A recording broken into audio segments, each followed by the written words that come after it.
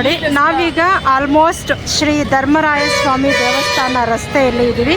ನೋಡ್ತಾ ಇದ್ದೀವಿ, ಇದು SP ರೋಡ್ ಆಗಿದೆ. ಹಾಗೆಯೇ ಕಾರ್ಪೊರೇಷನ್ ಅಡ್ಸನ್ ವೃತ್ತದಿಂದ ನಾವು ಈ ಒಂದು ದೇವಸ್ಥಾನಕ್ಕೆ ಬರಬೇಕಾಗುತ್ತೆ. ಇನ್ನು ಇಲ್ಲಿನ ಒಂದು ಕರಗ ಮಹೋತ್ಸವಕ್ಕೆ ಸ್ವಚ್ಛತಾ ಕಾರ್ಯಗಳು ಕೂಡ ತುಂಬಾ ಭರದಿಂದ ಸಾಗ್ತಾ ಇದ್ದಾವೆ. ಇನ್ನು ನಾವಿಲ್ಲಿ ತುಂಬ ಹಳೆಯ ದೇವಾಲಯಗಳಾದಂತಹ ಶ್ರೀ ಕೋದಂಡರಾಮ ಸ್ವಾಮಿ ದೇವಾಲಯ ನೋಡ್ತೀವಿ. ಹಾಗೆಯೇ ಶ್ರೀ ವರದಾಂಜನೇಯ ಸ್ವಾಮಿ ದೇವಾಲಯವನ್ನು ಕೂಡ ನೋಡ್ತೀವಿ. ಇನ್ನೇನು ನಾವು ದೇವಾಲಯದ ಹತ್ತಿರ ಬರ್ತಾ ಇದ್ವಿ. ಕರಗ ನಡೆಯುವಂತಹ ಧರ್ಮರಾಯ ಸ್ವಾಮಿ ದೇವಾಲಯದ ರಸ್ತೆಯಲ್ಲೇ ನಾವೀಗ ಇದ್ದೀವಿ. ಇದೇ ನೋಡಿ ಧರ್ಮರಾಯ ಸ್ವಾಮಿ ದೇವಾಲಯದ ರಸ್ತೆ. ಬೆಂಗಳೂರಿನ ಪ್ರಸಿದ್ಧ ಕರಗ ನಡೆಯುವಂತಹ ಒಂದು ಜಾಗ ಇದು. ಬೆಂಗಳೂರು ಅಷ್ಟೇ ಅಲ್ಲ, ವಿಶ್ವವಿಖ್ಯಾತ ಬೆಂಗಳೂರು ಕರಗ ನಡೆಯುವಂತಹ ಸ್ಥಳ ಇದೇನೆ ನೋಡಿ, ಧರ್ಮರಾಯ ಸ್ವಾಮಿ ದೇವಸ್ಥಾನದ ರಸ್ತೆ. ಇನ್ನು ಸಂಜೆ ಬಂದರೆ ಅಂತೂ ತುಂಬಾ ಕಣ್ಣಿಗೆ ಹಬ್ಬ. ಯಾಕೆಂದರೆ ದೀಪಾಲಂಕಾರ ತುಂಬಾ ಅದ್ಧೂರಿಯಾಗಿ ಮಾಡಿರ್ತಾರೆ.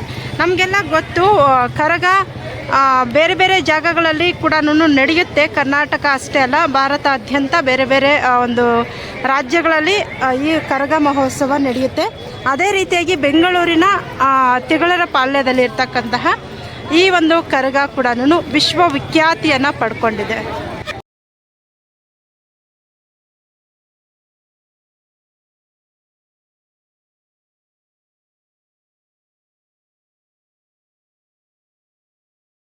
ಇದೆ ನೋಡಿ, ವಿಶ್ವವಿಖ್ಯಾತ ಬೆಂಗಳೂರು ಕರಗ ನಡೆಯುವಂತಹ ದೇವಾಲಯ ಇದು. ಬೆಂಗಳೂರು ಕರಗ ಆರತಿ ದೀಪ ನಡೀತಾ ಇರೋಂತಹ ಸಂದರ್ಭದಲ್ಲಿ ನಾನು ಭೇಟಿಯನ್ನು ಕೊಟ್ಟಿದ್ದೀನಿ. ಇದು ದೇವಾಲಯದ ಗೋಪುರ. ಸುಮಾರು 6 ತಿಂಗಳ ಅವರು ಬ್ರಹ್ಮಚಾರಿಗಳಾಗಿ ಶ್ರದ್ಧೆಯಿಂದ ತಾಯಿಯ ಸೇವೆಯನ್ನು ಮಾಡಿಕೊಂಡು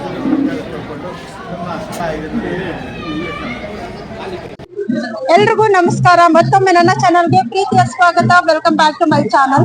ಇವತ್ತಿನ ವಿಶ್ವವಿಖ್ಯಾತ ಕರಗ ನಡೆಯುವಂತಹ ಜಾಗದಲ್ಲಿ ನಾನು ನಿಂತಿದ್ದೀನಿ. ಎಲ್ಲಿ ಗೊತ್ತಾ? ಬೆಂಗಳೂರಿನ ಕರಗ ಮಹೋತ್ಸವ. ಇದು ಧರ್ಮರಾಯ ಸ್ವಾಮಿ ದೇವಾಲಯದಲ್ಲಿ ನಡೀತಾ ಇದೆ. ನೋಡ್ತಾ ಇದ್ದೀವಿ ನಾವು ಅದ್ದೂರಿಯಾದಂತಹ ದೇವಾಲಯದ ಒಂದು ಗೋಪುರವನ್ನ ನೋಡ್ತಾ ಇದ್ದೀವಿ.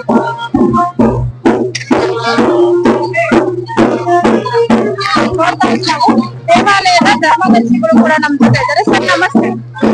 ಸರ್ ಏನಾದ್ರು ಮಾತಾಡ್ತೀರಾ? ದೇವಾಲಯದ ಆಡಳಿತ ಮಂಡಳಿ ಕೂಡ ಇದೆ. ಆ ದೇವಾಲಯಕ್ಕೆ ಯಾವ ರೀತಿಯಾಗಿ ಒಂದು ಅಲಂಕಾರ ವ್ಯವಸ್ಥೆ ಇದೆ, ಯಾವ ರೀತಿಯಾಗಿ ಪೂಜೆಗಳನ್ನ ನಡೆಸ್ತಾ ಇದ್ದಾರೆ, ಎಷ್ಟು ದಿನಗಳ ಕಾಲ ನಡೀತಾ ಇದೆ?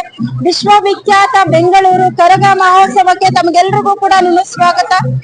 ಸರ್ ನಮಸ್ತೆ. ನಮ್ಮ ಹೆಸರು ಚಲಕರಿ ನಾರಾಯಣ ಸ್ವಾಮಿ ಅಂತ. ಈ ವ್ಯವಸ್ಥಾಪನಾ ಸಮಿತಿ ದೇವಸ್ಥಾನದ ಅಧ್ಯಕ್ಷ ಆಗಿದೆ.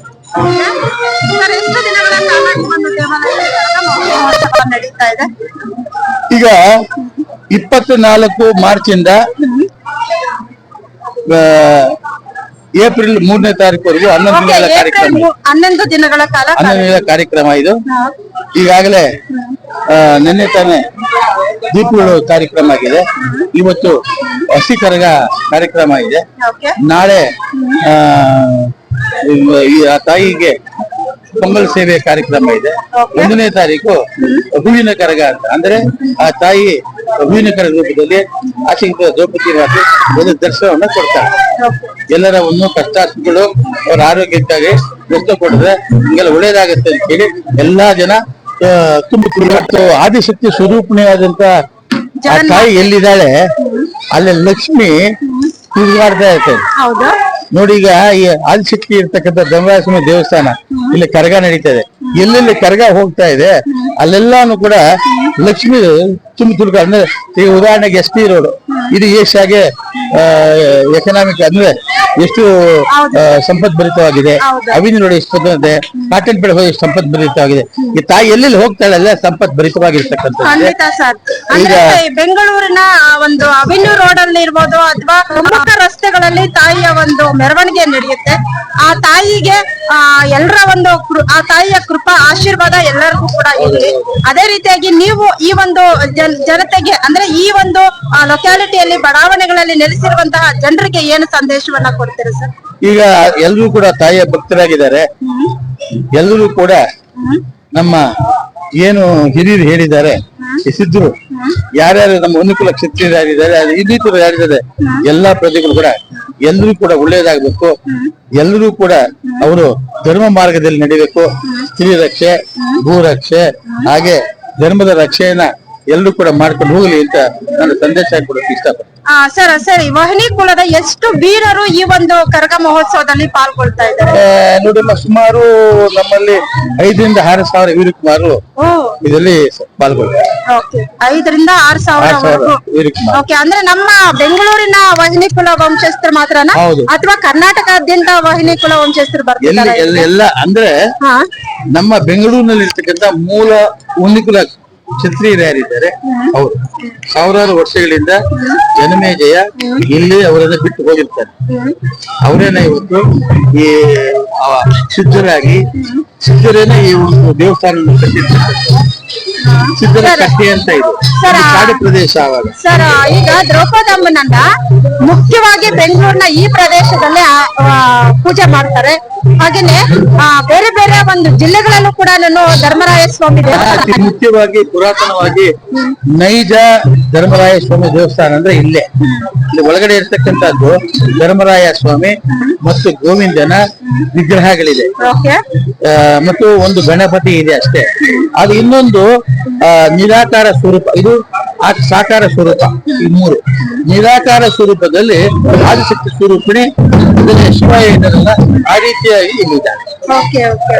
ಅದರ ಮೇಲೆ ವಿಗ್ರಹವನ್ನ ಇಟ್ಟು ಪೂಜೆ ಮಾಡ್ತಾರೆ. ತುಂಬಾ ಸಂತೋಷ ಆಯ್ತು. ನೀವು ನಮಗ್ ಸಿಕ್ಕಿದ್ದು ನಿಜವಾಗ್ಲೂ ನನ್ನ ಪುಣ್ಯ ಏನೋ ಗೊತ್ತಿಲ್ಲ. ತುಂಬಾ ಚೆನ್ನಾಗಿ ನಡೀಲಿ ಕರಗ, ತುಂಬಾ ಚೆನ್ನಾಗಿ ನಡೀಲಿ. ಮತ್ತಷ್ಟು ವಿಶ್ವ ಪ್ರಖ್ಯಾತಿಯಾದಂತಹ ನಮ್ಮ ಬೆಂಗಳೂರು ಕರಗ ಮತ್ತಷ್ಟು ಜನರನ್ನ ತಲುಪಲಿ. ಧನ್ಯವಾದಗಳು ಸರ್.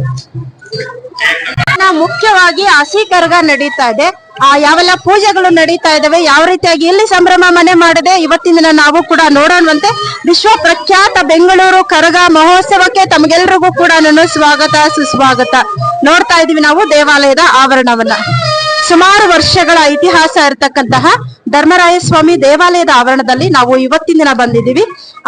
ಯಾವ ರೀತಿಯಾಗಿ ಹಸಿ ಕರಗದ ಸಂಭ್ರಮ ಇಲ್ಲಿ ಮನೆ ಮಾಡಿದೆ ನೋಡ್ತಾ ಇದೀವಿ. ವಿಶ್ವವಿಖ್ಯಾತ ಬೆಂಗಳೂರು ಕರಗ ಮಹೋತ್ಸವಕ್ಕೆ ತಮ್ಗೆಲ್ರಿಗೂ ಕೂಡ ಸ್ವಾಗತ. ಹಾಗೇನೆ ದೇವಾಲಯದ ಆವರಣದಲ್ಲಿ ನಾವು ಇವತ್ತಿನ ದಿನ ಇದ್ದೀವಿ.